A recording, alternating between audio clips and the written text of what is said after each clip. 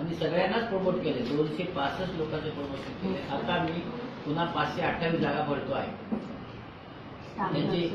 त्याची आता एक्झाम झाली, आजच रिझल्ट आला आहे. पुरुष कमी भरा. कशात आता सुद्धा तुम्ही भरणार. आम्ही 10% जास्ती आम्ही 10% पुरुष भरणार आहोत. आणि ऐका ना सर, हे ज्या घडल्या घटना दौंडला घडलं, औरंगाबादला घडलं आणि एकदम ठिकाणी घडलं, ससूनमध्ये घडलं. एका स्टुडंट नर्सचा विनयभंग नव्हे, तिला धरून हे करण्याचा प्रयत्न केला. तेव्हा एका मेल नर्ससाठी या ऑफिसने काय करायला हवं होतं?